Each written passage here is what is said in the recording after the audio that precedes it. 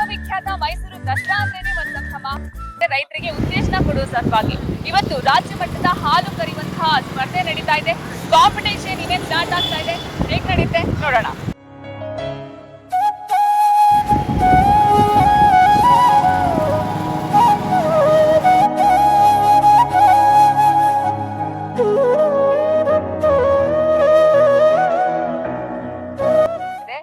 ನಮ್ ಜೊತೆ ರೈತ ದಸರಾ ಉಪ ಸಮಿತಿಯ ಮೆಂಬರ್ ಸೆಕ್ರೆಟರಿ ಡಾಕ್ಟರ್ ನಾಗರಾಜ್ ಅವರು ಇದ್ದಾರೆ. ಅವ್ರು ನಮ್ಗೆ ಹೆಚ್ಚಿನ ಇನ್ಫಾರ್ಮೇಶನ್ ಕೊಡ್ತಾ ಹೋಗ್ತಾರೆ.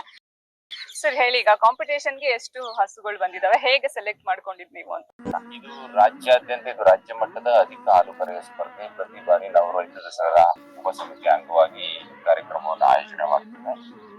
ಜಿಲ್ಲೆಯ ವಿವಿಧ ಭಾಗಗಳಲ್ಲಿ ಈಗಾಗಲೇ ಅವು ಅನೇಕ ಸ್ಪರ್ಧೆಗಳಲ್ಲಿ ಭಾಗವಹಿಸಿ ಅಲ್ಲೆಲ್ಲ ವಿಜೇತರಾದ ದಸರಾ ಹಾಲು ಕರೆಯುವ ಸ್ಪರ್ಧೆಯಲ್ಲಿ ಭಾಗವಹಿಸುವುದೇ ಒಂದು ಹೆಮ್ಮೆಯ ವಿಷಯವಾಗಿದೆ.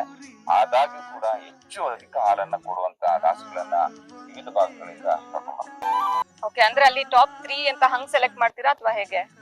ವಿಶೇಷವಾಗಿ ಅಲ್ಲಿ ಯಾರು ಅಧಿಕವಾಗಿ, ಸಪೋಸ್ ಕೆಲವು ಕಡೆ ಆ ಟಾಪ್ ಅಂದ್ರೂ ಬರೀ ಕೇವಲ ಕಡಿಮೆ ಹಾಕಬೇಕು, ಸೊ ಅಂತ ಬರೋದಿಲ್ಲ.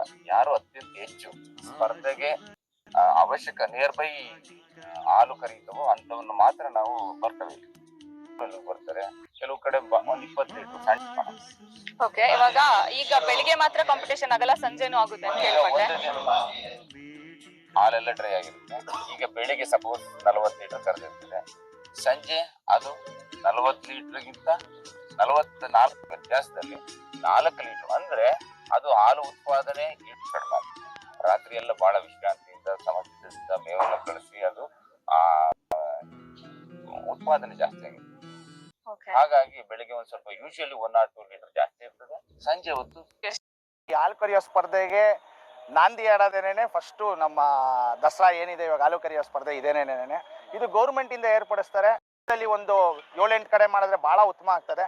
ನೋಡಿ, ಇವತ್ತು ತಾನೇ ಒಂದು ಅನೌನ್ಸ್ ಮಾಡಿದ್ದಾರೆ. ಬರೋ ವರ್ಷ ಜನವರಿನಲ್ಲೇನೆ 4ನೇ ತಾರೀಕು 5ನೇ ತಾರೀಕು ಕೋಲಾರಲ್ಲಿ ಮಾಡ್ತಾ ಇದ್ದಾರೆ. ಮೊದಲನೇ ಬಹುಮಾನನೇ ಬುಲೆಟ್ ಗಾಡಿ ಇಟ್ಟಿದ್ದಾರೆ. 2ನೇ ಬಹುಮಾನ 1 ಲಕ್ಷ, ತಿರ್ಗಾ 80,000 60,000 ಆ ಥರ ಇಟ್ಟಿದ್ದಾರೆ. ನೋಡಿ, ಇಂಥದ್ದೆಲ್ಲ ಬಂದಾಗ ಏನಾಗ್ತದೆ, ರೈತರಿಗೆ ಒಂದು ಹೌದು ನಾನು ಮಾಡಬೇಕಾಗಬಾರ್ದು ಅನ್ನೋದು ಖಂಡಿತವಾಗ್ಲೂ ಎಲ್ಲರಿಗೂ ಮನವರಿಕೆ ಆಗ್ತದೆ. ಸೊ ಹಾಗಾಗಿ ಭಾಳ ಒಳ್ಳೆ ಕಾಂಪಿಟೇಷನ್ ಸರ್.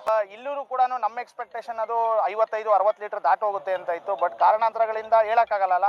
ಕೆಲವು ಸ್ವಲ್ಪ ಮೆಲ್ಕ್ ಹಾಕಿಲ್ದಿರೋದಾಗಿರ್ಬೋದು, ನಂತರ ಡಿಸ್ಟರ್ಬೆನ್ಸು, ಹೊಸ ಜನ ಮುಂದೆ ಬರ್ತಾ ಅಂತ ಮೂಕ್ ಪ್ರಾಣಿಗೆ ಸ್ವಲ್ಪ ಡಿಸ್ಟರ್ಬೆನ್ಸ್ ಆಗಿರ್ಬೋದು.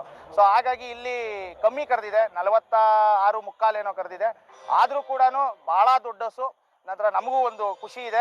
ಹಾಲು ಕರೆಯುವ ಸ್ಪರ್ಧೆ ನಮ್ಮ ರಾಜ್ಯ ಮಟ್ಟದಿಂದ ಮಾಡ್ತಾ ಇದ್ದಾರೆ. ಜಿಲ್ಲಾಡಳಿತ ಮತ್ತು ರಾಜ್ಯ ಸರ್ಕಾರ ಎರಡು ಮತ್ತು ಪಶು ವೈದ್ಯಾಧಿಕಾರಿಗಳ ಸಮಯದಲ್ಲಿ ನಮಗಂತೂ ತುಂಬ ಖುಷಿ ಅನಿಸ್ತಾ ಇದೆ. ನಮ್ಮ ಮನೆ ಹಸುಗಳು ಇನ್ನೂ ಕರು ಹಾಕಿತ್ತಿಲ್ಲ. ನಮ್ಮ ಒಂದು 15-20 ಹಸು ಇದೆ. ಆದರೆ ಈಗ ಸಡನ್ ಆಗಿ ನಾವು ಒಂದು ವಾರದಲ್ಲಿ ತಂದಿದ್ದ. ನಾವು ಗೆಲ್ಲಬೇಕು ಅನ್ನೋದೊಂದು ಇರುತ್ತಲ್ಲ, ಆ ಇದರಲ್ಲಿ ಒಂದು ಮೈಂಡ್ ಸೆಟಲ್ಲಿ ಕರೀತಾ ಇರ್ತೀವಿ.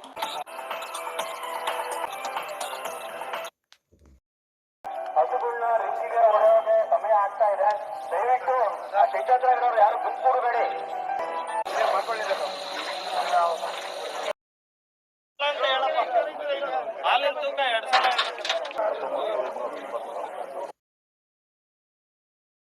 यह गाय देती है। यह एक गाय की घिरनाल्डो नस्ल जो विश्व में सर्वाधिक दूध देने वाली गाय की नस्ल है। इस गाय के नाम पर अनेकों वर्ल्ड रिकॉर्ड है। इस गाय को खरीदना चाहते हैं तो कमेंट बॉक्स ವಿಡಿಯೋದಲ್ಲಿ ನೋಡಿ.